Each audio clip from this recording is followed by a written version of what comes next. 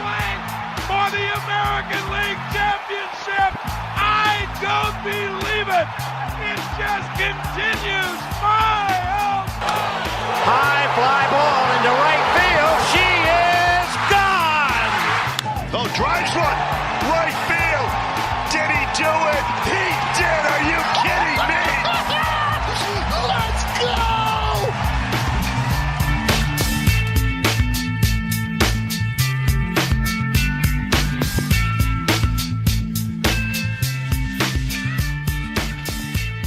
Hey, Joe, have you watched any baseball the past week? I'm curious because I hear there's been a lot of it on television. There's been a lot of it available to stream. And you haven't. The answer is no. Joe is not watching baseball. Boy, are you effing fired. Like, right? Like from every baseball job you ever had.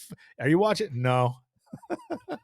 You told me that we were taking up a T-ball section of this company, and so I've been heading that. So have you been watching T-ball lately? Yeah. Awesome. Watching T-ball, throwing together T-ball showcases, doing all of it, man. What have you been doing? You've been watching baseball? You've been watching TV on the clock? T-ball showcases. That is the funniest thing ever uttered on this podcast, and we're a little over a year old now, so that's actually saying something. Jason Churchill, Joe Doyle. It is the FSS Plus podcast. Major League Baseball in full swing. College baseball is about at the midway point. The full season minors will be fully underway this weekend with AA, High A, and Single A all getting underway on Friday. This is what we call fun, except Joe is not going to watch any of it. Not going to watch it. You're pretty damn good at your job, Joe, for not watching baseball. It's incredible. Yeah, but I mean, I don't know. I'm focused on the next generation right now. We got to get them. We got to get them.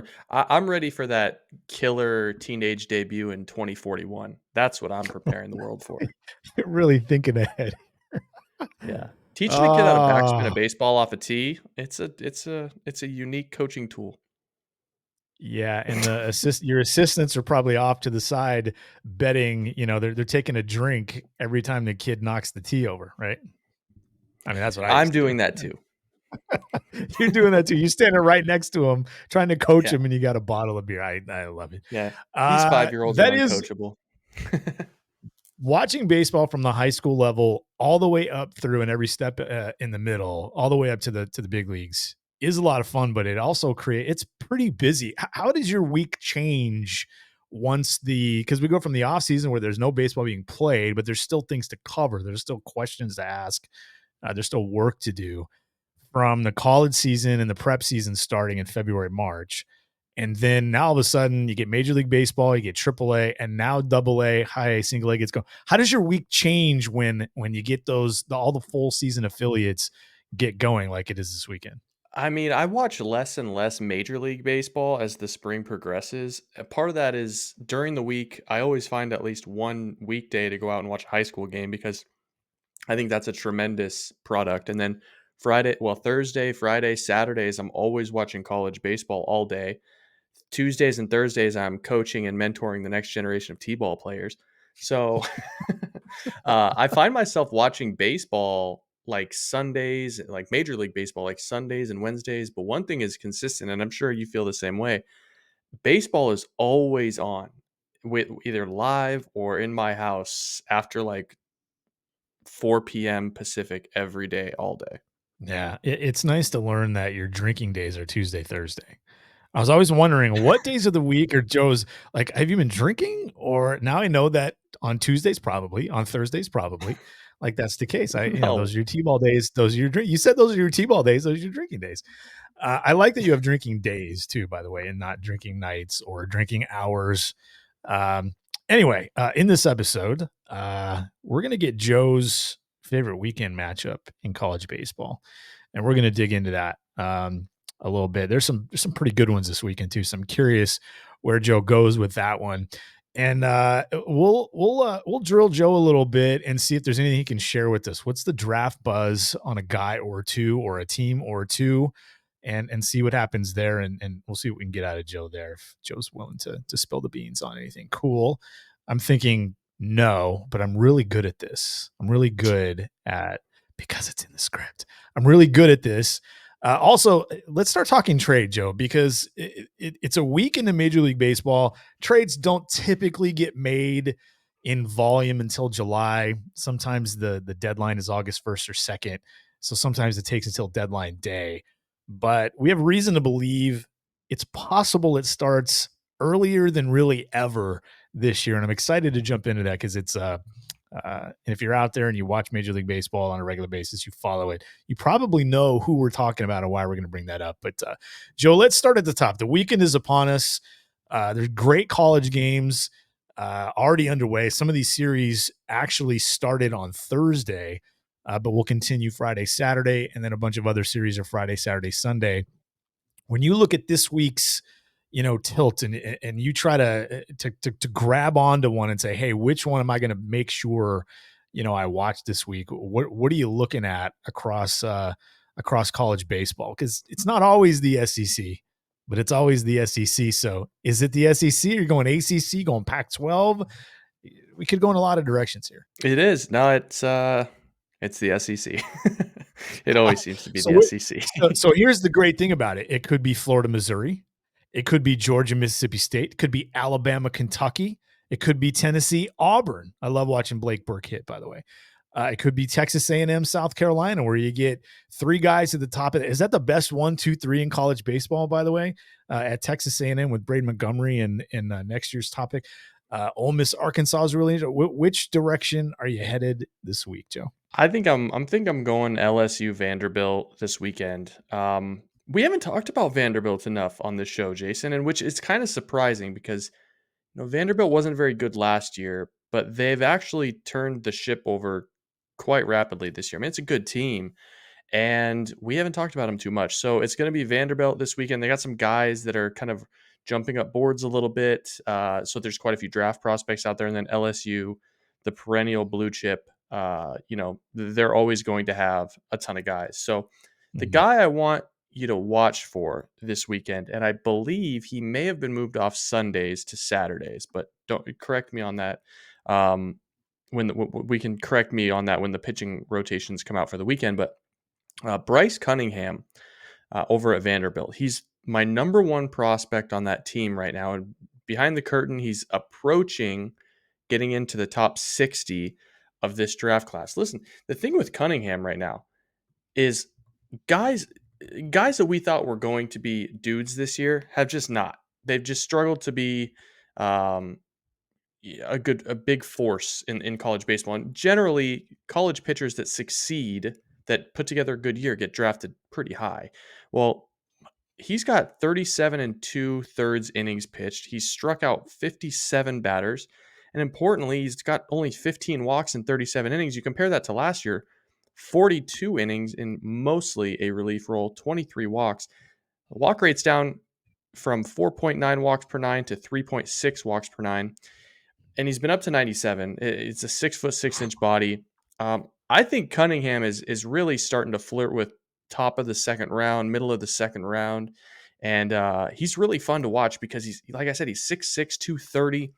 Absolutely massive. He's an imposing force, and when he's throwing strikes, it's a pretty good look. But Jason, it doesn't stop there. I mean, Carter Holton is one of the best lefties in the country. He figures to go in the first 3 rounds of the draft. 5'11", 195, 5 pitches. Deceptive. He's a good arm. And then we can talk about this a little bit more as you got more questions. But up the middle, Jonathan Vastine and Davis Diaz. Vanderbilt's got a couple of infielders that can move around the field, play a little bit of the outfield. They can both hit. And I think Vastine is kind of one of those guys that could find himself called in the first 3 to 5 rounds as well. Let's go back to Cunningham really quick. He has essentially moved to Saturdays, it looks like. He did pitch last Saturday, went 7, gave up a hit against Missouri, 12 strikeouts, only needed 99 pitches to strike out 12 over 7 innings because he gave up just 1 hit, and it was 7 shutout innings. So he's certainly performing the way you describe him. Tell me what else is there with Cunningham. Breaking ball, changeup. You mentioned he's, big kid, 6'5", 6'6", 230 pounds. He certainly had a spot that has produced professional pitchers with Tim Corbin there at Vanderbilt. But tell me a little more about Bryce Cunningham and and why clubs drafting late in round 1 at the earliest, it sounds like, at least right now, and certainly round 2 should be thinking about Cunningham right now. Yeah, Cunningham has had kind of a similar year as Trey Savage at East Carolina. The fastball's always been good. It's going to be 92 to 94. It'll be 91 to 92 later in games, but he's been up to 97 early. Um, and he continues to add velocity year in and year out. And 6'6", 230, I think he's going to continue to add velocity. The slider was above average last year. It really performed well. It had good shape. It's actually kind of plateaued a little bit. It's maybe almost taken a little bit of a step back, but Cunningham's changeup has just skyrocketed in effectiveness. I think last I looked, it had like a 60 or 63% whiff rate on it. I mean, nobody is even touching this pitch. And you can imagine a 6'6" righty that throws 97 from a really tall slot. It's going to be tough to pick up a changeup that is diving into the dirt. So for now, I think it's an above average fastball, an above average to plus changeup. It's got a chance to get back to an average to an above average slider and pro ball 3 pitches. He can pitch to lefties. He can pitch to righties. He's starting to throw more strikes. And the other thing with Cunningham that I think is really interesting that not a lot of people have on their resume, and I admit it is more important for hitters, he pitched 48 innings in 2 seasons on the Cape for Bourne, 50 strikeouts and 19 walks in 48 innings. So he's been better on the Cape against arguably better competition than he has been at Vanderbilt. But the thing with the draft and the thing with college pitching especially is you want to see guys that continue to take the next step, continue to take their game to a new level, evolve a little bit. And he is a guy that has consistently gotten better year over year. Interesting. Tell me about some of these hitters at Vanderbilt. When you just look at the numbers, and I'm going a little off script here a little bit. I look at a guy who's played 28 games, just at the top of their stats list, a guy that's hitting 350 with a 440 on base at the college level looks like a pretty good player to me. There's not a lot of power there, but he's running. That's RJ Austin. Tell me about his prospects for the next level. Like, what are we talking about with a guy like RJ Austin, who in the SEC, when you can hit 350 and not strike out a ton of steal some bases, you're going to be on someone's radar at some level. What kind of a prospect are we talking about there? He's the best position prospect Vanderbilt has right now. He is the single most improved player, maybe in the SEC. He played sparingly last year. He bounced a little bit between shortstop, second base, center field. He's taken a considerable jump this year. He's played, I watched quite a bit of RJ Austin. He plays a very, very good center field. It's not Enrique Bradfield impact, but it's pretty darn good. And I think he could be a plus center fielder at the next level. I mean, he made such a jump that when our 2025 board came out initially coming into this season, RJ Austin was like 194. And this was like October or November of 2023.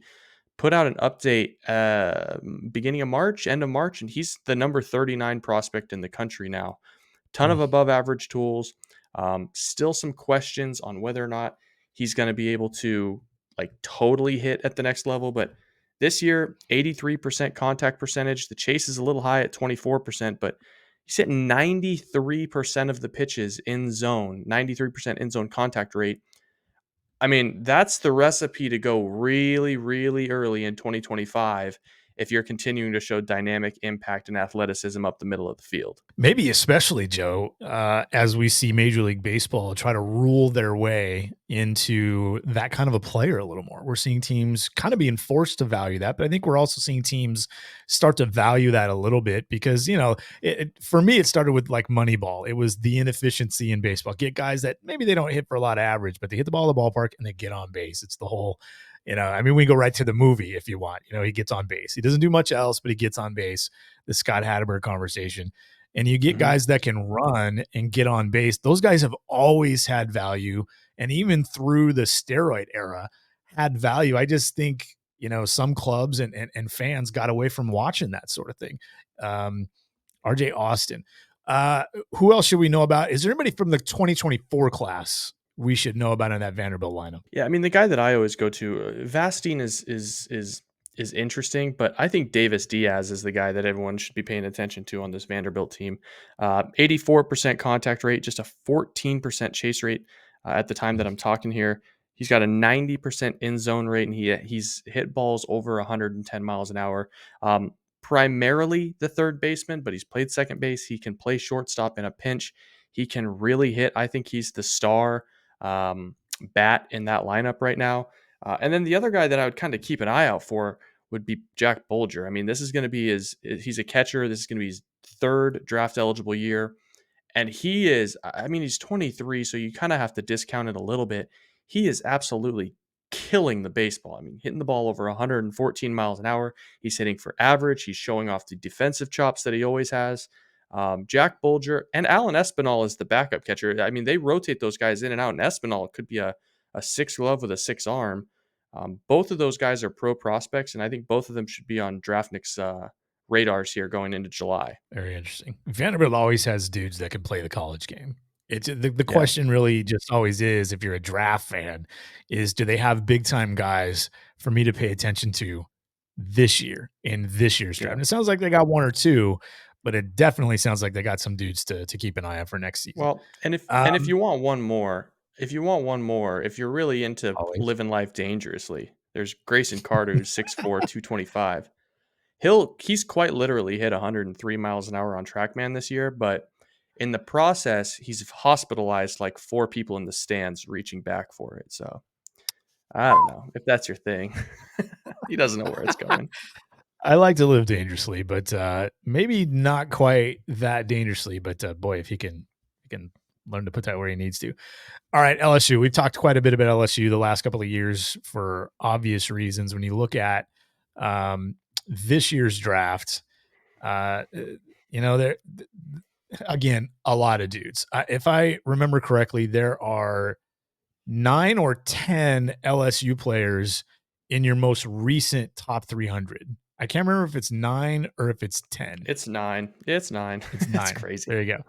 And it looks like potentially 1 or 2 first rounders, but a bunch of guys that you have ranked between 28 and 4 guys ranked between 28 and 77, just to give you an example of how much talent is on that roster. 1 or 2 of those guys could sneak into the bottom of the first round, especially as teams move money around.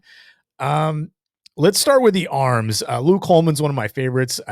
You don't usually get a lot of projection college arms that already throw strikes, but that's one of the reasons why I really like Luke Holman quite a bit. I think ranking him at 40 is where you have him now. I think that makes tons of sense. Could sneak into the first round. Could remain, kind of a tweener or a second round pick. Start with Holman, but there's a couple other guys we need to get to as well. What is it you like about Holman? And tell me why the first round is a legitimate possibility for you. Yeah, I mean, he's really interesting. He's a very, very high release righty. But more importantly, as I led off with, if you go and look at the top 100 prospects from the beginning of this season, you're going to see a lot of stuffy college pitchers who just are walking everybody or are getting hit around or just aren't performing that would precede you to think that they're going to succeed at the next level. Well, Holman wasn't really one of the household names. He was a transfer in from Alabama. He was good, not great at Alabama last year. 81 innings, 87 strikeouts, 31 walks. Really good. That's good for 9.7 strikeouts per 9. I mean, that'll catch headlines. But in college baseball, that's not dominating.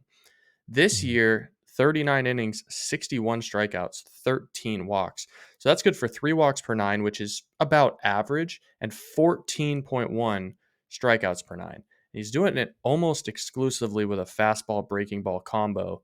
And I think the thing that's interesting about Holman is he is getting an extreme amount of chase on his fastball out of the zone, which I think that's something that, while it's not going to transfer to the big league level at the extremes that you see today, it shouldn't be discounted as maybe this guy hides the ball. Maybe the fastball is tough to pick up out of the hands. Because he's only really like 91, 95, right? He's not throwing 98 miles an hour. He's really like, you see a lot of 92, 93, 94. A lot. Yeah. He lives in the low 90s. He doesn't have overwhelming stuff. I'd say the curveball could be plus. It's a hammer. It's big shape. But the fastball, while it has good shape, it's got a ton of late carry and hop.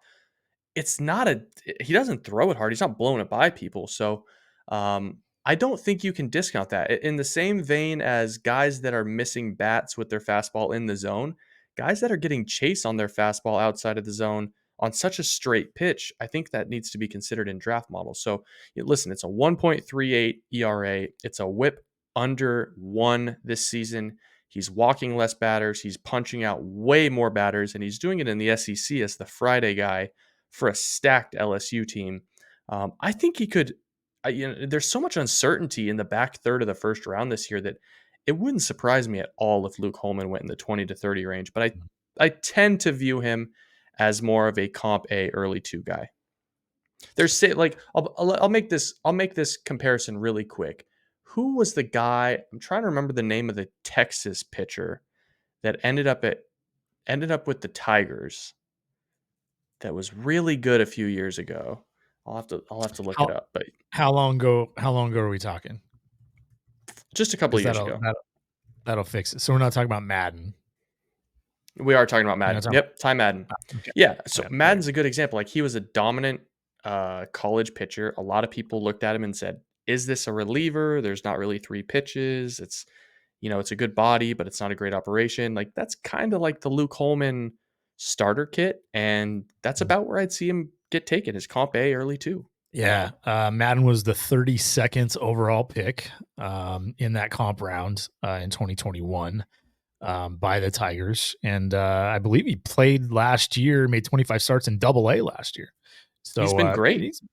He's moving along, and probably projects to hit the big leagues at I don't know, maybe as early as this year. If you gotta get healthy, you gotta stay healthy, and you gotta pitch. But he's done it. He's got two full years in pro ball, and it's been solid, throwing enough strikes. They probably want to take him a step further, but that's an interesting comp from a draft standpoint. Like, maybe the 2 pitchers aren't all that similar, but where they get taken and Similar how value. fast they move. Yeah, how fast they move through the minors might actually make a ton of sense. All right, LSU, tons of dudes. Luke Holman, pitcher wise. Thatcher Hurd is another one with stuff and size at 6'4", 200. I think he's a California kid too, which I love. California kid, goes to LSU, pitches well. Obviously started out. What was it, UCLA where Hurd started out? Joe, I think it was UCLA. As a catcher. He committed to UCLA as a catcher. How about that? Yeah. And now we're here. How about John Savage missing out on a pitcher at UCLA? I don't think he likes John Savage he's missing a lot right now. It's not, dude. You can't tell me he's loving the idea that Thatcher Hurd went to LSU and is a good pitcher and could be a second round pick. Tell me about Hurd, what kind of season he's having, what he brings to the table stuff wise. Yeah, I mean, I've been alluding to this. The guys that you had in the top 30, had in the top 35, they're good body guys. It's good stuff, and it just hasn't worked. And that's been the case for Thatcher Hurd. He's now out of the rotation. He's pitching as a midweek starter. He's pitching as a weekend reliever. 6.75 ERA, 28 innings, 13 strikeouts, 35 strikeouts in 28 innings, 13 walks. He's not striking out enough batters, and he's walking too many batters. And get this, 37 hits surrendered in 28 innings.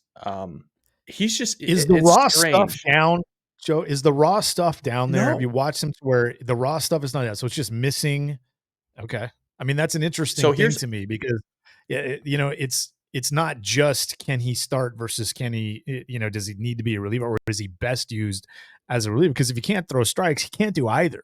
Or if he's just going to miss in the zone and it's hittable stuff, he can't do either. Like that's the question, and that's why I asked if the stuff was down, I'd be concerned about him in pro ball no matter what the role is. But you say the stuff's there. No, the stuff's there. I mean, the velocity is there. The velocity on the breaking ball is there. He's still throwing upper 80s sliders. He's still throwing low 80s curveballs. And I watched 3 or 4 of his starts. The shape is still there. I really do think that he is an occlusion guy, which is occlusion in baseball and in life. It's just how well does he hide something?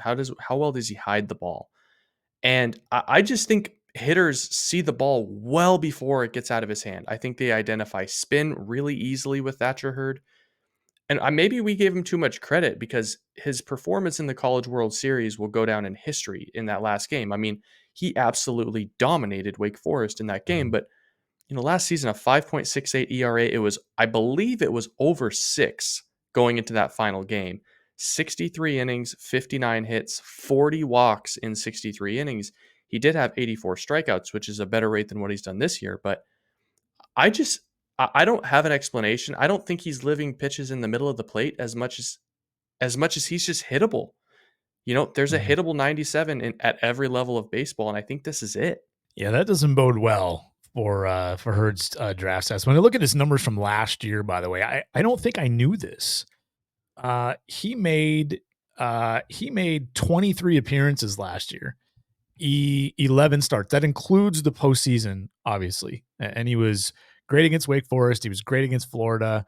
He started against Florida and went 6, struck out 7. He went 3 scoreless in relief against Wake Forest after going 3 one-run ball against Wake Forest 4 days prior. They really mixed in how often he started, because it looks like he started the year in the rotation and went 6-7 weeks in a row, and then he was a reliever for 2 weeks, and then he made a start. Then he was a reliever for 2 weeks, and then he made a start. So really interesting usage there. So it seems like he just hasn't progressed into that consistent starter. And I guess we should throw this in there too, Joe. When you're at LSU, there are going to be other options. If he was pitching in many, many other places in Division I baseball, he would probably still get rotation opportunities because the stuff would play. When you're in the SEC, it's going to be tough to hide stuff. And when you're at LSU, there's somebody right there waiting to take your place. So how do you view Hurd at this point? Are you kind of he certainly has the opportunity, half the season left, to earn his way back into the rotation, but is it just throwing strikes? Is it quality strikes? Does this become a command sort of conversation? Because, maybe like you just suggested is maybe the case, they're seeing the ball too well. Even 97 is hittable. What's Hurd's, prognosis moving forward? It's tough, man, because he is stuffy.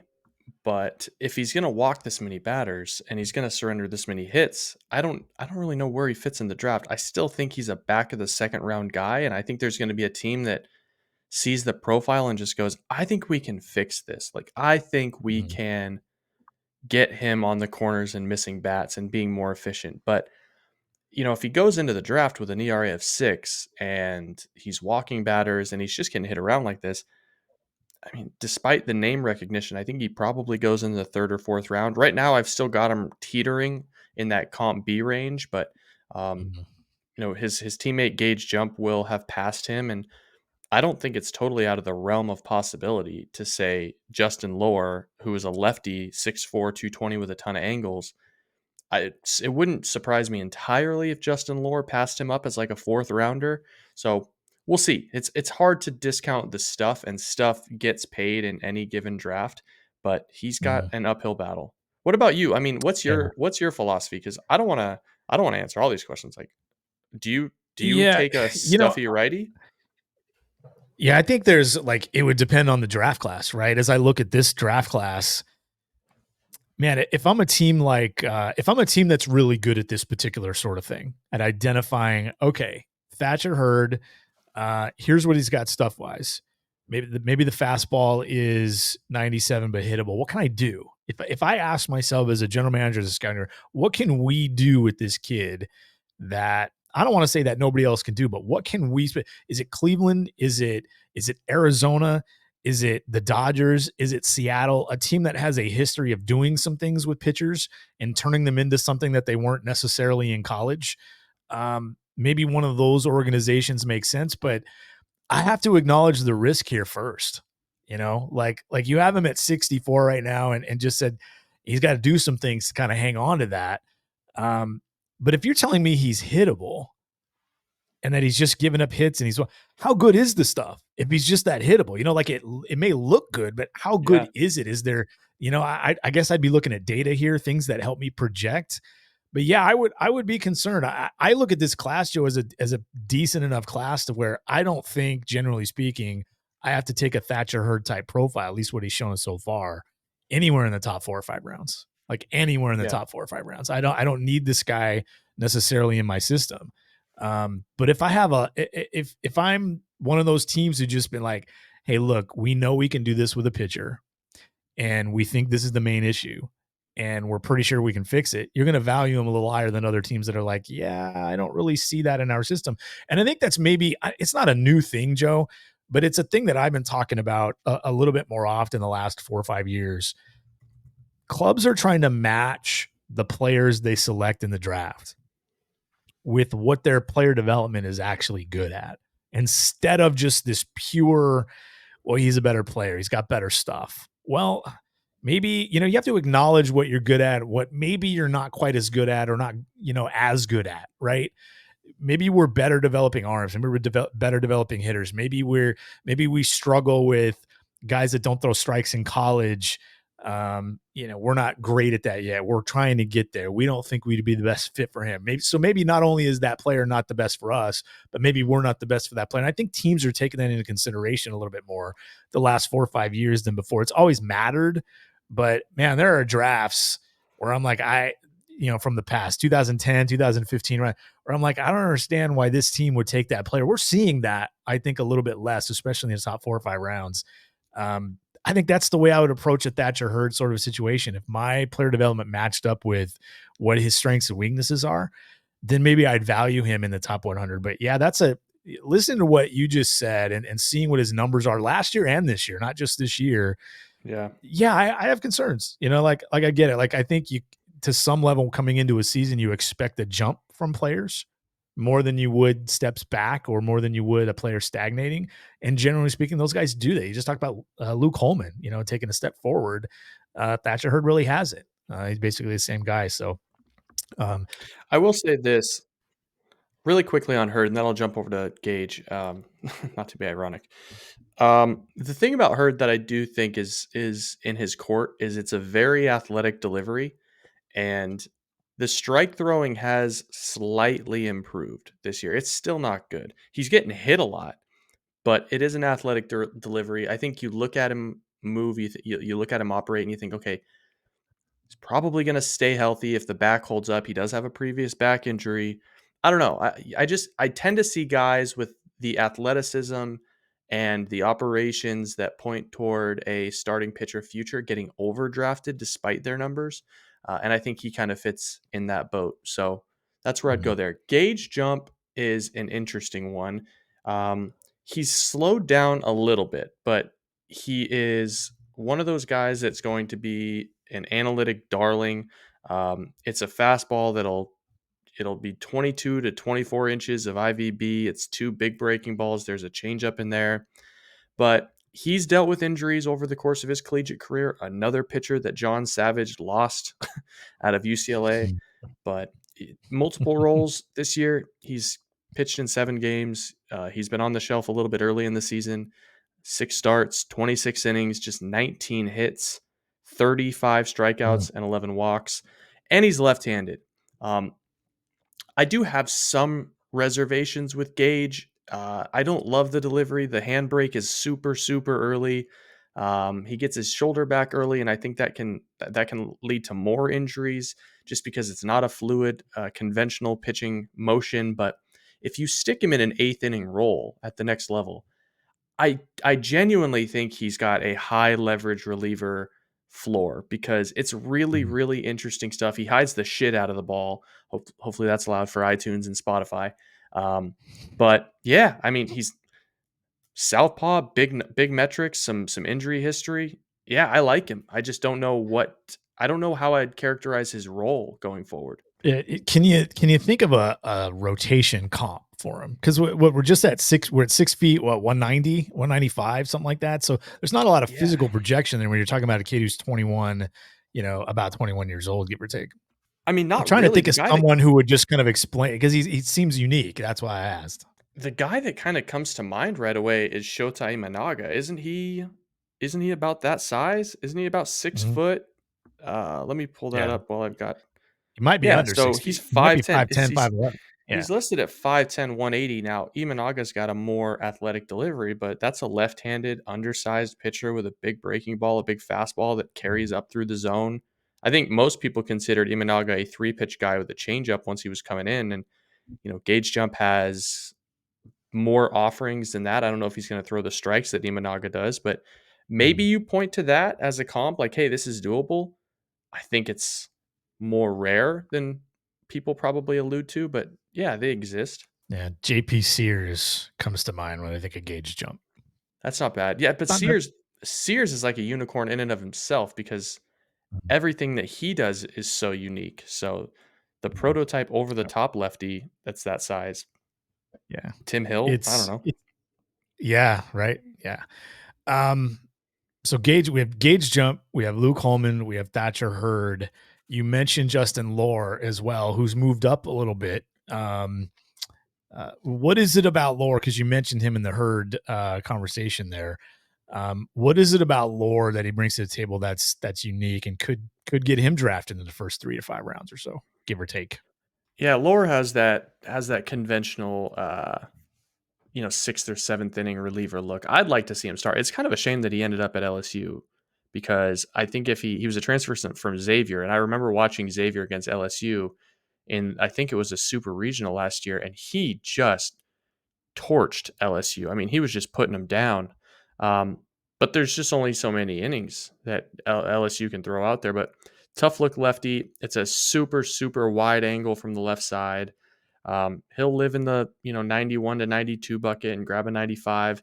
Big, huge, across the whole zone, sweeping, low 80s slider. I haven't seen enough pitches or enough innings or even a 5 inning outing that I can remember to suggest that he should start at the next level. But I do like the operation quite a bit. And I'd kind of like to see someone draft him as a starter and just see if it'd work. Yeah, that's an interesting one. You think about 6'5", He's 215 huge. left-handed and can reach Yeah. back for 95. You got to think there's a little bit more in there. He was Xavier, correct? He transferred in Yeah. from Xavier, right? Yeah. Yeah. Yeah, interesting. All right, LSU's not just about pitching, of course. They have a kid that plays first base named Tommy. I think he's playing first base, or at least he projects at first base. Is Tommy White Yeah. still trying to play third base at the college level? All right. First baseman Tommy White playing third base at the college level. Tommy White might be one of the more polarizing, in your own words, one of the more polarizing players that could go in the first round. Talk to me about Tommy White. What's the update on White? He's one of the more unique players in your first round mock, by the way, just because of who he is and what he brings to the table. You don't typically see tons of that early in the draft, but the power is real. Well, I mean, I think the whole thing with Tommy White is for one, it's gotten better. The defense at third base has gotten better. But the warts with Tommy White that I feared were going to stick around even after Dylan Cruz left are still here. I mean, he's swinging at 57% of the pitches he's seeing. And he doesn't have much protection. So, it's Tommy White in a lineup at LSU that isn't as stacked as as it's always been. And I think he's running like an 11% walk rate, which, listen, 11% walk rate is not bad. But when you compare that to some of the other mashers in college baseball right now, Charlie Condon's at 17%, Travis Bazana's at 20%, Braden Montgomery's at almost 19%. You look So back at Tommy last White year, is Dylan Cruz, an 19, aggressive 19. hitter. He's aggressive. Extremely. So 11% isn't bad. We're not saying super hacker, never going to walk at the big league level, but he's aggressive. So that opens up this possibility that he can be pitched to out of the zone. And when you're talking about pro players, let alone big league arms, that gives them another level of another degree. So many more areas to go after a player like Tommy White. Now we know he has power. He's got 9 homers, he's got 4 doubles, got a 582 slug. It's not astronomical. He has just struck out 12 times, Joe. So Yeah. I'm certainly not combating your chase point. But when a guy only strikes out 12 times so far in 140 plate appearances, give or take, that's also pretty good. So this is a stat. I don't know if it exists anywhere at any level, because people bring up chase rate quite a bit, and it's an indicator, not a conclusion to me. Because I Tommy listened to your White podcast. chasing, I was trying to trigger you.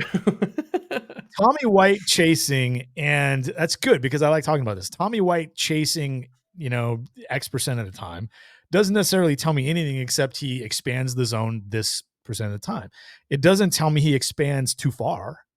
It doesn't tell me he Yeah, I expands at agree. pitches he can't do anything with. You know what I mean? So like I feel like we need a stat that says here's the damage, not just contact rate on pitches out of the zone, because we have that for the big leagues and the minor leagues to some level.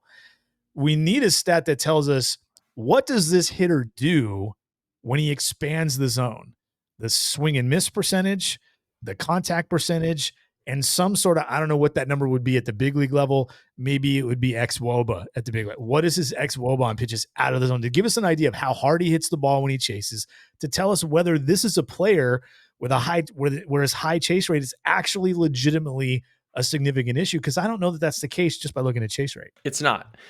And I want to be clear, the what I was setting up was more of this is a component to a bigger profile.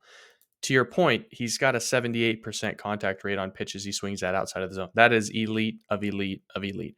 He is swinging and missing at 22% of the sliders he swings at. I mean, the dude, he's covering whatever he offers at.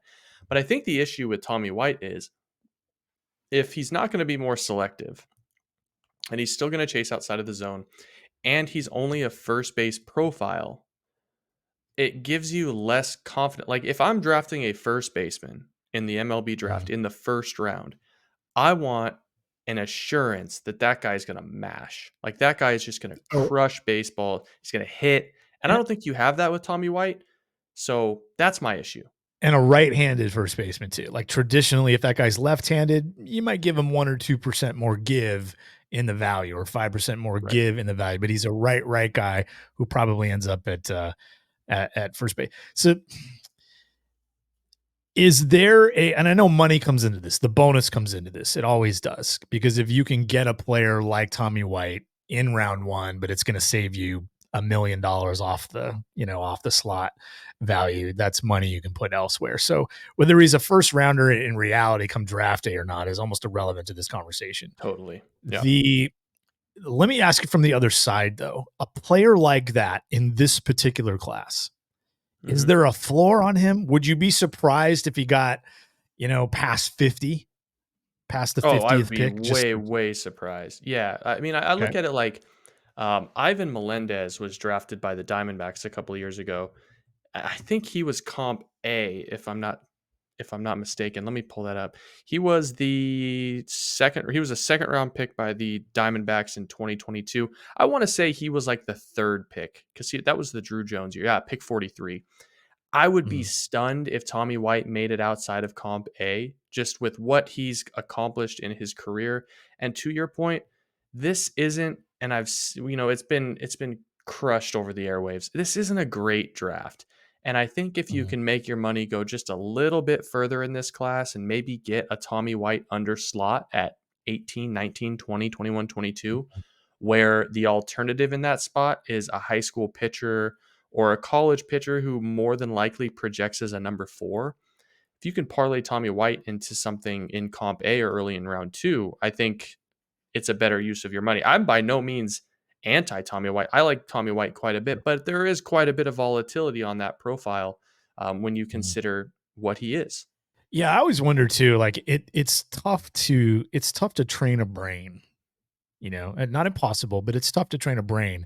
And understanding the strike zone, really, truly, what everybody knows what the strike zone is. You and me know what the strike zone. We know what the major league strike zone is. That doesn't I don't know mean we can do anything. what the strike zone is.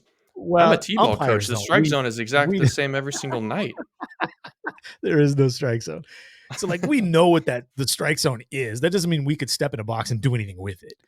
And Tommy White knows what the strike zone is, but can you recognize that? You got to train your brain to see that pitch and have good judgment on pitches that are going to end up strikes, or pitches that, you pick up spin, you pick up pitches. That's training the brain as much as anything in baseball. That's the one thing that for me, when I look at this, I think about a guy like Tommy White and I go, there might be a team out there that might think all we got to do is get him off these 2 things. And it will improve to a point where we think his 25, 30 homer pop or wherever that lands is just going to play. Like I could see a team doing that. I'm going to take a wild guess here, by the way, and say that he gets taken by the Guardians. Just remember I said that. 6:53 Eastern time on April 4. Tommy White to the Guardians. Just in general, not saying which round, or just Guardians. I'm just going to say that right here. Tommy White to the Guardians. What's the old adage, Jason? You can't. What is it? It's hitters are born, pitchers are made, something like that. And I think Tommy White clearly fits in that bucket. Like Tommy White can flat out hit.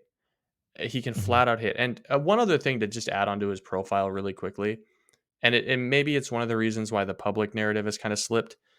His exit velos this year are down considerably. They're still above average, but he was elite in every category last year. And, he dealt with a shoulder injury. I think he might have had shoulder surgery last fall. Don't quote me on that, but I know he did hurt himself in that first game last year. It could be that he's just trying to get some of his power back. And if he's not posting elite exit velos, there's some concern about whether or not he's going to truly impact the baseball with a wooden bat. So it could be a number of things. I still think he ends up in the back third of the first round, but the Guardians at what is that, like 35 wouldn't surprise me at all. They've been seeking power. Now, it would be a bummer if Tommy White had to sit behind Kyle Manzardo for his entire career, because Kyle Manzardo is going to be incredible. There's always the DH. There's always the DH spot, and there's a certain Naylor kid getting awfully close to free agency that I think gets dealt in the next year. So that's kind of my thinking on that. But you draft the best players and you go from there. Now, Michael Braswell is another name on this list that you have in your rankings. His numbers are pretty decent. But I wanted to ask you about a guy who I really know nothing about at this point, and that's Hayden Travinski. And the reason I'm asking about him is because he's swinging and missing a little bit. 29 strikeouts in what, about 125 plate appearances. He's got 8 homers and 8 doubles. He's slugging .618. I believe that's second on the team. So before we get to Jared Jones, who actually leads the team in home runs and slugging percentage, what do you know about Hayden Travinski? Tell me about like where he profiles on the field, because I'm gonna keep an eye on that kid. Yeah, he might end up in the outfield just because he's enormous. Travinski's like 6'4", 240. I mean, he's huge for a catcher. And if I'm not mistaken, this is his third draft eligible year. I think Travinski is 23 years old now. He was the guy last year that, I'm trying to remember the player that he gave a piggyback ride to, but when they won the national championship, someone broke their leg in the game. I'm trying to remember what player it was. Cade Beloso, maybe. And Travinski, when they won, actually just gave I think it was Beloso. He gave him a piggyback ride the entire celebration. So he is one of the most adored players in that clubhouse at LSU. He looks like Johnny Depp from Pirates of the Caribbean. Like, he's a character. It's a power bat. It's a power arm. And I mean this with the utmost respect, respectfully. It's not a whole lot more than that in terms of like the pro project. So I think there's a chance that he goes on day 3 as like a money mover type. I'm sure he gets drafted on day 3 as a money mover type, but considering his age, considering his size and his projection to stay behind the plate, I think it's more than likely he doesn't get drafted in the first 10 rounds. Jared Jones. Is this a first base only? He's right, 6'4", 250. Sounds like just physically sounds like a first base DH type. But his numbers actually look decent. It's only a 304 average, but this year he's actually under 300. But this is a guy who walked 36 times a year ago. The strikeouts are still there, but the power is big. He's got 10 home runs already, had 14 all of last year, and like 70 more plate appearances. This is a slugger in like the truest of senses. Yeah, it's top 10 in the country in terms of like pure raw power, and it's so easy. You've watched the highlights. He gets to that power effortlessly. So yeah, he's a tough one. Like, he's not going to catch, and he might not play first base. He might only be a DH, and so maybe it's a late day 2 Tim Elko type of a pick. Like, I've struggled with Jared Jones going back to high school because he has such a good eye at the plate. He doesn't chase, and pitchers are scared to pitch to him. The chase rate is really, really low. But the issue is he doesn't chase, but his contact rate's like 64%. and his in zone contact rate's like 78%, and his out of zone contact rate is like 30%. So it's, as they would say in the industry, like it is super, super grooved. Like if you leave a meatball middle, there ain't a guy in the country that's going to hit it farther than this kid. You know But who he is? He's who? Clue Haywood, man. He's Clue Haywood from Major League. What? That's Clue Haywood, dude. Like seriously, you've seen Major League, like Yeah, that's Clue not a Haywood, bad call. who was played by former Major League pitcher Pete Vukovich, by the way, who was an absolute hilarious dude. Used to scout. That's Clue Haywood. Like Vaughn would, throw him a meatball and see you later. But you stay up and out of the zone or make him move his body a little bit, ask for some flexibility, some agility in the batter's box, and you don't get it, you strike him out. That's what that sounds like. Every So word where you do said. you take that? Yeah, that's Where a do late you guy. take that? I'm Is not it a sure day I 3 do. flyer? If I don't see a path to the majors inside of 4 years, I don't take anybody. Like it. I probably do you take remember? him. Do you remember? I probably take him on day 3, and I tend to think a player like this just goes back to school and plays until he's 24 and is like one of the all-time record holders. Yeah. So I look at this like if I don't think this guy can play the field well or at all, and I don't think he can hit 250 at the big league level inside of 4 years, he's not even on my board. I'd rather take a flyer on on an arm, to be honest with you. I think that's where I am with the draft. I would take a 12th round arm, before I take this guy in round 10, or I'd take a guy who, seems broken in a lot of ways, but is a good athlete, before I would take a guy like this. I have to see a big league future, and I really don't in a guy like that, but it's hard to look at that power and just completely ignore it. I mean, he's only in 276, but 17 extra base hits. And by the way, this guy's what, 6'4", 250, 260, and he's got a couple of triples, man. Yeah, I don't know. Would he hit it? Would he hit it through the wall? And that's like he hit a ground rule triple by hitting it. No, college baseball is interesting. I mean, if you got a guy on first and you hit a ball into the right corner, the right field corner, and they elect to throw home, instead of throwing you out by 10 footsteps at third base, they award you a triple in college ball. Like Jared Jones is not like a stationary guy, but he's a 40 runner. Yeah. Again, this is not a podcast where we're like I'm not trying to crush the kid by any means. Sure. I think he's going to go down as one of the best sluggers literally in SEC history if he just plays 5 years there. But as a pro prospect right now, without any defense, literally no defensive value, no defensive home, it's hard to put a round on him when you have, like, to your point, 12th round relievers with whippy arm actions that throw 97. Where do you have Michael Braswell? What do you like? Can he play second base, first of all?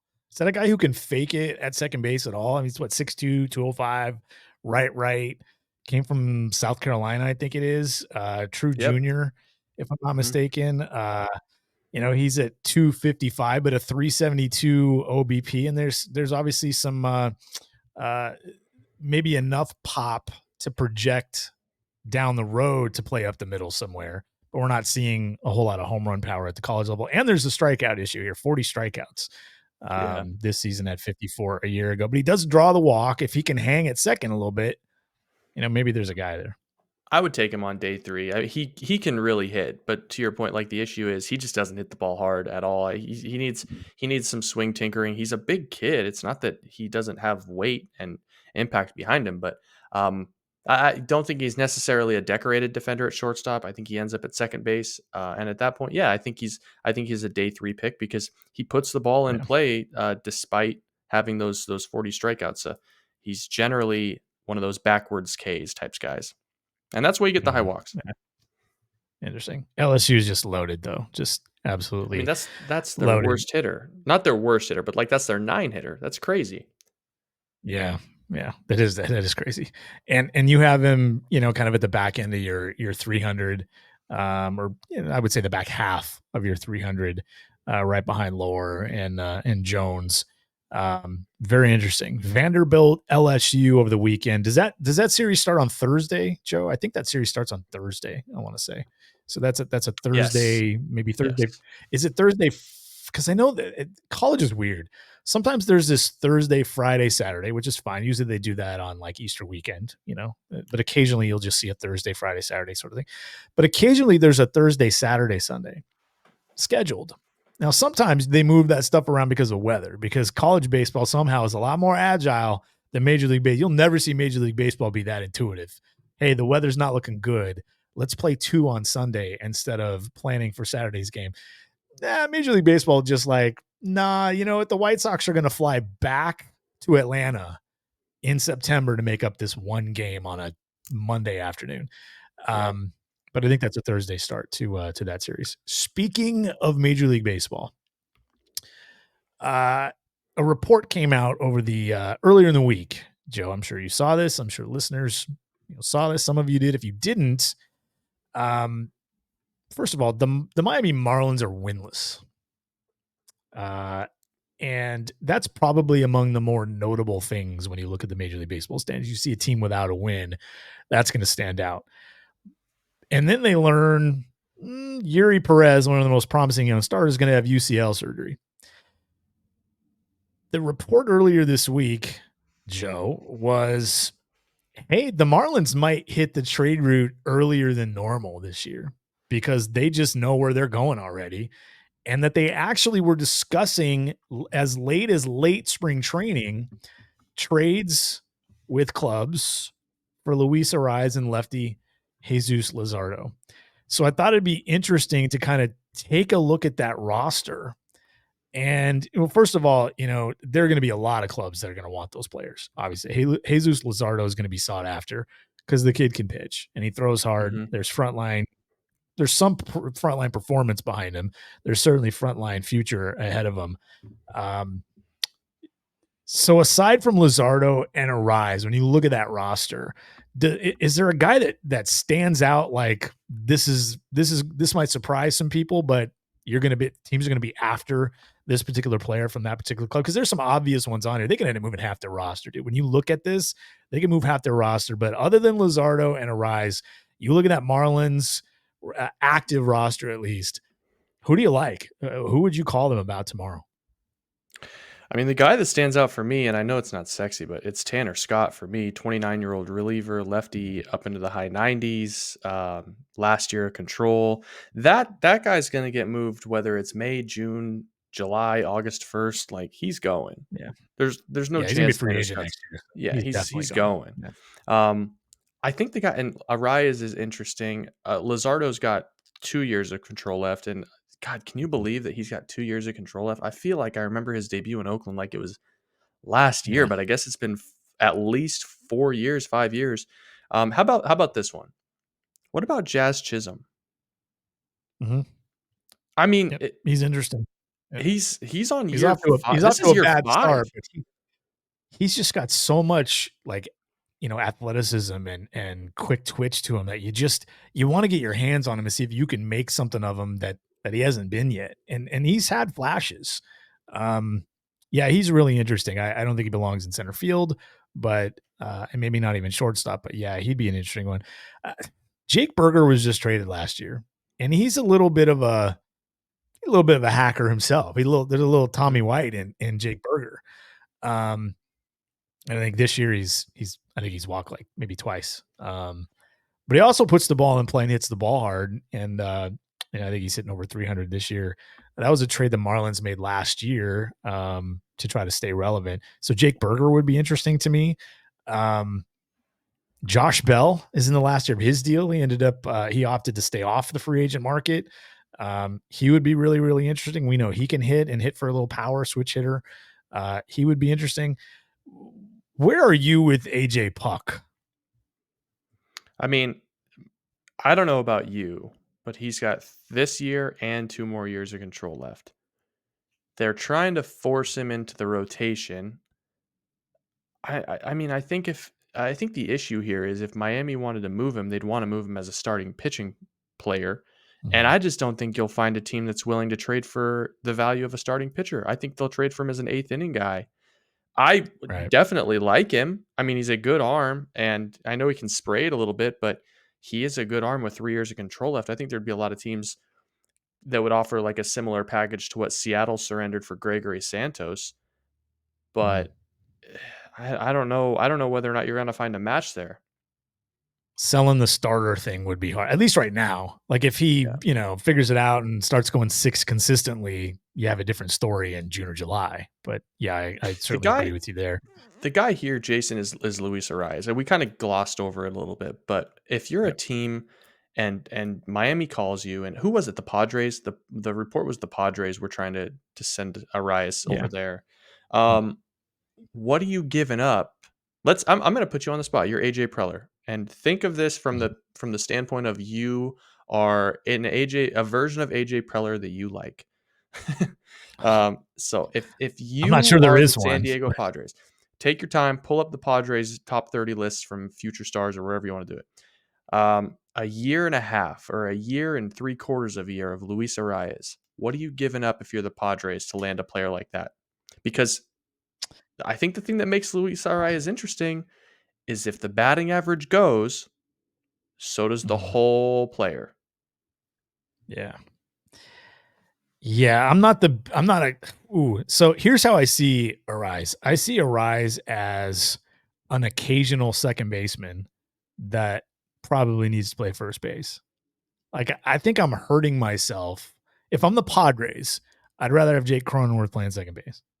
Just from a defensive standpoint, I'd rather have Cronenworth, and it's not close, right? I think clearly Arise is a well below average defender. So I'm thinking about Arise as like the occasional second baseman, uh, third if I need him in an emergency, maybe DH, sort of first base sort of mix, right? Um, I'm not a huge fan of that profile personally. I don't know how AJ Preller feels about it. They obviously tried to get the player to some extent. He puts the ball in play a ton. Hit what 350 plus last year. Did hit 10 homers last year, I think, That's what too. I So he's not that's what I wanted to completely ask you without. about. He's not just a punch and Judy guy. That's what I want to Yeah, ask you about. that's A player that hits 354 with a mhm, 132 weighted ones created plus over 147 games, and he's only worth 3.4 FWAR. yeah. I mean, that seems like he should be a 6-win He's player, but he's he's not. not So a good base runner, let alone base he- stealer. he's He's not not a good really a base good runner, and anything there's outside of the hit tool. except except let me put the ball in play. He's a very he's kind of a juiced up version of what Stephen Kwan brings to the table in Cleveland at the plate, except Kwan can actually play left or right field. And if you need him to, he can play center a little bit. And he's pretty good on the bases, even though he doesn't steal 50 bags a year. Arises just the bat. It's a very weird, you look at the guy and he's what, 5'9, 5'10, 175, 180 pounds. And you think, boy, if this guy's a 60 runner and can steal me 20 bags and play an average second base, that is a 5 or 6 win guy that hits 350 with 10 homers and puts up a back-to-back years. I think he had a 130 or better WRC plus. I don't know. I'm with you. I know he's only what 27 still, 26. I'm So not what are you giving expecting up? him to fall apart. I don't think I look at that Padres top 30. I don't know that I would trade anything out of my top 10. I Yeah. really don't. I'm getting what basically 2 years. If I trade for him tomorrow, I'm basically getting 2 years. I don't know if maybe somebody like I don't know if you're the Marlins. I'm trying to please the Marlins here a little bit. Maybe um I don't know, maybe a Graham Pauly can be part of that conversation. Maybe a long-term guy like a JD Gonzalez can be part of that conversation. Brandon Valenzuela, who's probably a little closer than Gonzalez, certainly. Jackson Wolf, would something like Wolf and um, Valenzuela interest the Marlins? I Graham Pauly, Wolf. I don't know. I wouldn't want to throw 4 players into that. 4 of my I top think it would 20-ish. be I think it would be a volume move. I think it would be like Yeah. hey, here's like if you're Miami, hey, here's 2 arms that we think we can get right. Here's like Mhm. Carson Montgomery was a Florida State guy that could never really always had the big stuff, but never really Mhm. reared it in. If you were to move like a Carson Montgomery, a Cannon Kemp, and a Jackson Wolf, that's 3 guys in the Mhm. 20 to 30 range, 3 arms that maybe Miami knows what they're doing with for Arias. I think that's a pretty good deal, a pretty good value if you're Miami. Because to your point, man, I just like I don't think there's any chance they could get Nathan Martorella or Vasquez. No chance they're going to get Bush. And then you get into, guys that are pretty unanimously in the top 10. I have a very hard time thinking that the Padres would give up any of these guys for a year and a half of a guy that is performing on a razor's edge. Yeah, maybe a guy like Rosario. I know Paulie's on the big league roster. Rosario's on the big league roster. Maybe a guy like Rosario fits into that mix as well. If you're going to get Arraez in return, can play some of the same spots, although not as athletic. So yeah, not a lot. What's crazy? What's crazy about Arraez is, and when I say he's playing on a razor's edge, if Luis Arraez becomes a 315 hitter overnight, which happens to everyone. I mean, that's Anderson. Essentially what he's been over the course of his career. He really only has the 1 year where he just went, super crazy. I know he's hit, 320 or better, a couple of seasons that weren't full seasons, but full seasons, he only has 3 of them. And he hit 294, 316, and then the 354. So for me, it's, what is he for the next 2 years is what I'm looking at. Is age 27 and age 28 season. I'd be willing to bet on 300 plus with a 360 OBP, which is a pretty good hitter, even if he's only hitting 8 or 10 home runs. But what is that actually worth? That's the thing. And I wouldn't want to go 4 players in my top 20. I wouldn't even a bulk deal. I wouldn't want to do it. I don't know. I don't look, I'd rather take the shot on, if I'm looking for a guy, if I'm specifically looking for a second baseman, I'm completely off Arraez. I don't want to do it. He doesn't show a whole lot of, I'm not going to give anything away here, I don't think. He's never shown energy to improve his defense. He's never shown a willingness to put in the extra work to improve his defense, to become better with his feet, to become better with his hands, to become more accurate with his arm, to make up for some of the, the shortcomings there, which is, the twitch that you usually get in a player that size. He just doesn't really have it. So, I think for me, go ahead. AJ Puck as a reliever is worth a lot more than a Luis Arraez in a trade market, in my opinion. I think you could get 3 wins out of AJ Puck over the next 2.5 years, or you could probably get 4 wins out of AJ Puck in the next 2.5 years. And I don't know for certain if you can get 3.5 or 4 wins out of Arraez in a year and a half. Yeah, I wouldn't want to guess more than that. He has 2 3-win seasons, but before that, he was a 1.7 win player in 121 games. I think that's what he's never played 150 games. I think he's going to be like a 2 to 2.5 win player. That's absolutely the risk. Jesus Luzardo is the big prize, and maybe the biggest prize, because he's shown frontline ability. What do you say? He's got entered this year. What's he making? Like 5.5. He's got 3 years left. He's want to include this year, I believe. That's the big get here. But there's risk here too, isn't there? Like, this is a guy who has 1 full season under his belt. Made 32 starts a year ago. Was very, very good. Was a 3.7 win arm. You see the strikeout rates, approaching 30%. It was 30% in a shortened season in 22 for him. Last year, 28%. Threw enough strikes. If you get that from him, that's a really good pitcher. There's a lot of Carlos Rodon here, I think, in Jesus Luzardo, considering his availability, but also the stuff and the performance if you get the healthy version of it. I think you hit the nail on the head. And I think with the Rodon thing, and ironically, the Yankees are the team that I think would make the most sense to make this deal. And if you look at that farm system, now we're talking about the big fish. I think to get Luzardo, you're talking, shoot, man, I don't know. I think it would start with George Lombard Jr., who is a top 7, top 8 prospect in their system. And you're probably going to include him. He's a South Florida guy through and through. I think if you want to, throw in a Henry LaLanne and then maybe an Anthony Hall as a lottery ticket, I think you're talking about 2 top 12 prospects, probably 2 top 10 prospects in a good Yankee system to pull this type of a player away from Miami. And that includes the fact that he comes with volatility and risk. What would you give up for a guy like this? Because I think Luzardo could be a strong 3. He has only gotten better every year.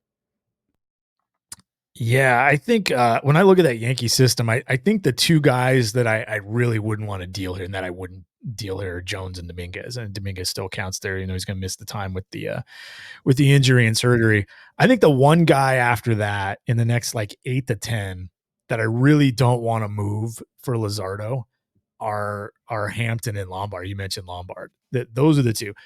Hampton because he's probably if not clearly the best arm I have left in the system that isn't 5 years away. He could help me this year in some role. And I traded some depth to get Juan Soto. I probably really want to hang on to that in my system, especially considering Luzardo himself has had injury concerns and inconsistency concerns. I would offer Wells. I would offer, anybody but Jones and Dominguez and Hampton, and then Lombard, who's, I don't know where you have Lombard. I can't remember where you rank Lombard in their system, but to me, that's a top 4 or 5 guy in their system. If you ignore a little bit of he's 4 years away, sort of thing. If you just ignored that part of it, that's one of your top guys in your system. And you mentioned the lane, like that makes sense, but I would even be willing to trade Austin Wells. Like, does Miami want an immediate answer at catcher? I mean, Austin Wells, I got catcher covered for the most part. I think I'm good for a year or two. And I'm really trying to, if you look at that Yankees team too, the ages of players on the Yankees team, Stanton advanced age, Judge beyond 30, right? DJ LeMahieu's out of his prime. Anthony Rizzo's out of his prime. I don't think they have enough young guys there for me to be that worried about the farm system right now. Like, I might have a farm rebuild sort of situation coming, but you know what? If the Yankees, and I know they're off to a good start, they swept the Astros, but if the Yankees don't compete this year and they're in a bad spot in July, aren't you trading Soto anyway to recoup some of that farm set? So if I'm the Yankees, I think you're right. I think this is the first place to go. If I'm Miami, I'm calling the Yankees and saying, do you like him? What are you willing to trade for him? Because it makes tons of sense for Cashman to get into the starting pitching market right now. Why they didn't go after Montgomery aggressively or Snell aggressively, I have no idea. But especially, Joe, if we learn a little more about Garrett Cole's situation and it ain't good. Like, they're going to want to salvage this season, and no Garrett Cole there. I'm not betting on that team making the postseason. I think Cashman would have to be aggressive at this point. But I don't know. How much pressure do you actually think Cashman's under? Because I think I think he's under all the pressure we're assuming it. Yeah, I do too. But we haven't heard anything from the Steinbrenners about it. We haven't heard any inkling, and we won't.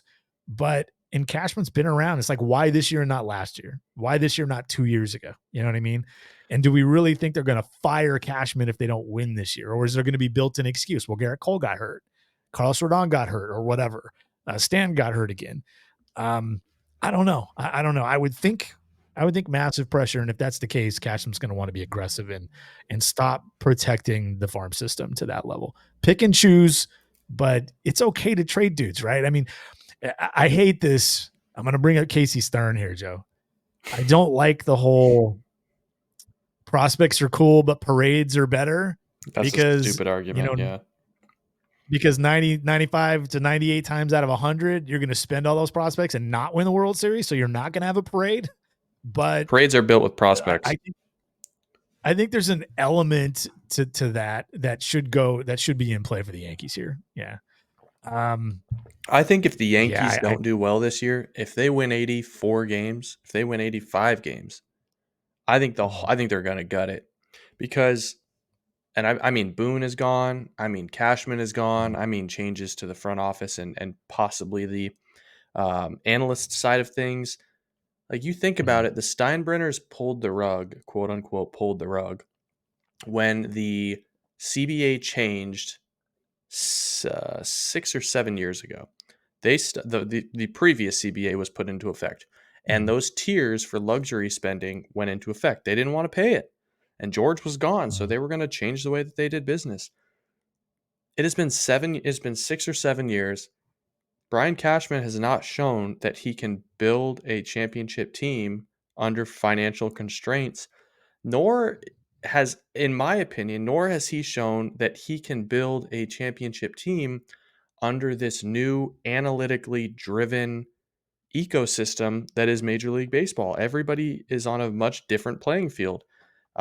So because of that, I think they've got to win. And if you're looking at a kid like Lombard or Roderick Arias or Brendo Maea, I think you move the guys that are 4 years away for a guy like Luzardo and just go for it. And here's another thing, like Miami, they have not been shy about going after Dominican and Latin American players. It's part of the fan base culture down there. There's no way around that. And Yeah. I think if you send a guy like Arias or Maea or Lombard to a lesser extent, the fans in that team will galvanize around that type of a player. So the bigger issue here is It's I don't know what Miami's doing. Yeah. Yeah. Or how aggressive they're going to be and when that actually starts now that the season is underway. It's funny you mentioned financial restriction with Cashman. Dating back to, we'll go back to 2000. Okay.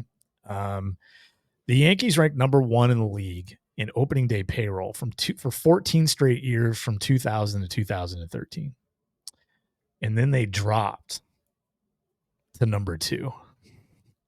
And then they were number 1, and then they were number 2 3 years in a row. Then they were number 4, then they were number 6, but then they were number 3 in 2019.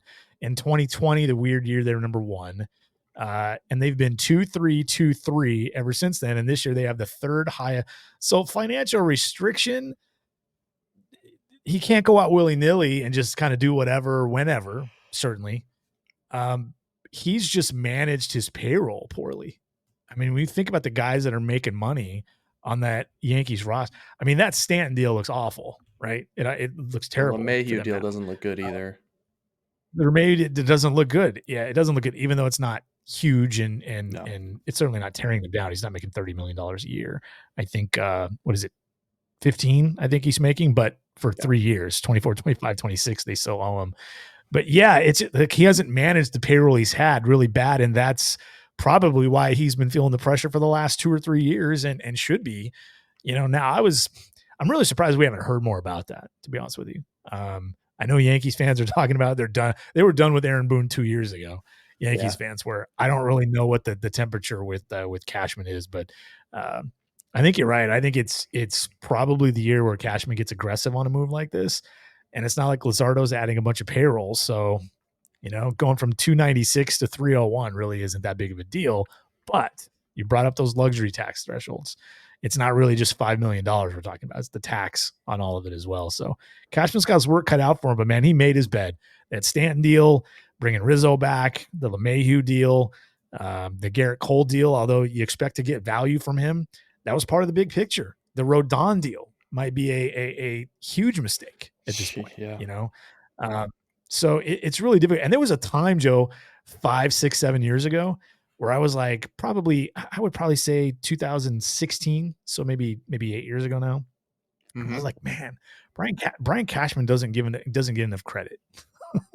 And here we are 7, 8 years later. And it's like, this guy has mismanaged this. Like, it turned around really quick because they were winning the division, every other year. And another thing about Major League Baseball that's changed so much since probably 2010 is teams don't trade controllable stars anymore. Like, you used to be able to, if you were the Yankees, you could go out and get 4 years of a player, 3 years of a player for your prospects. Teams don't do that anymore. The guys that are getting moved have a year and a half left at most. And teams don't really want to trade the prospects either. I mean, that's look at the other side of this conversation. We got a team here in Miami, Joe, that will trade these guys. That will trade your Luzardo, your Berger, that will trade these guys. Maybe not the guys that have 1 or 2 years, but the guys that have 3. Those are the guys that are on the table right now. The equation here is you got to find a partner, right? On the other side, who is going to be willing to trade? Like, maybe the Marlins say, nope, we need Spencer Jones to be part of this.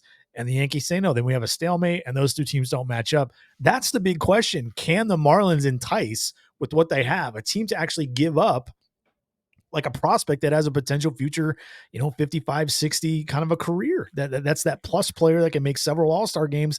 That's the thing that teams aren't trading either. So not only are they not trading the young players, kind of pre-art players. The prospects themselves aren't being dealt. That's why we haven't heard Casey Stern over Twitter, prospects parades. I get so tired of hearing that. But that's why we haven't heard that, because teams aren't doing that either. Yeah. It's Who was the funny, if last team to do that? Who was the last team to do it? The Cubs? To go really aggressive when they made those deals, right? Like, I mean, the Padres got with Quintana. The Padres with the Juan Soto deal is such an outlier. It exists, but yeah, I mean, the Cubs used to do it with I mean, shoot, look at the Yankees. They've got Glaber was a Cub. Eloy Jimenez, I believe, was a Cub. He got shipped to the White Sox. Kopech, was Kopech a Cub? Kopech He was might Red have Sox. been. Kopech was in the Moncada deal from the Red Sox. Yeah, but they did acquire Chapman and gave up Gleyber Torres. The Cubs did. Yeah, so I mean, you don't see those moves anymore.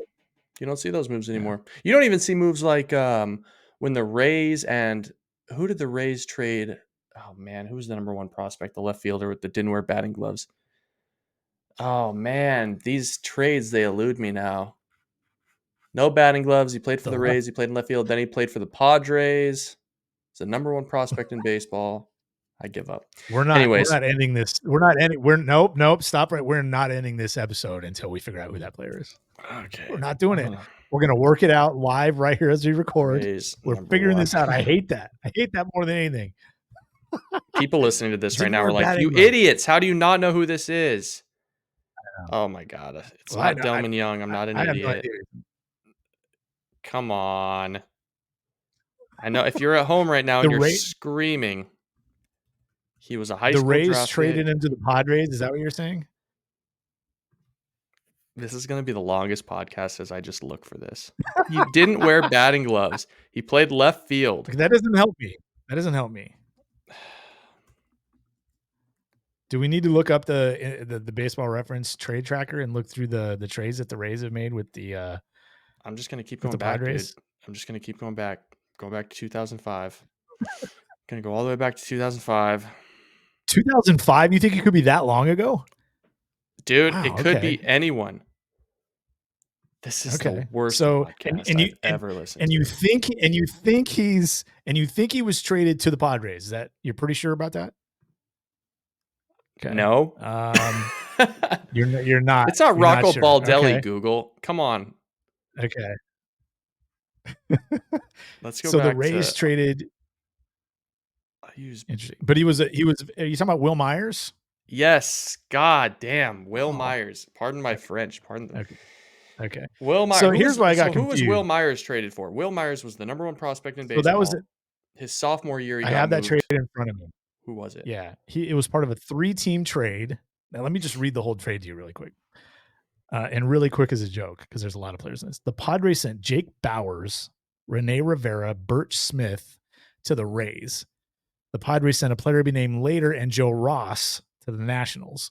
The Rays sent Jose Castillo, Ryan Hannigan, Will Myers, and Gerardo Reyes to the Padres. The Nationals sent Travis Ott, Steven Souza Jr. to the Rays, and the Padres sent Trey Turner to the Nationals. So we would know this as the Trey Turner trade, which was a very famous trade. We literally changed trade rules because of this trade. It was like a month after after Turner was traded. A player to be named later. So they traded Trey Turner June 14, 2015 because they had to wait that long.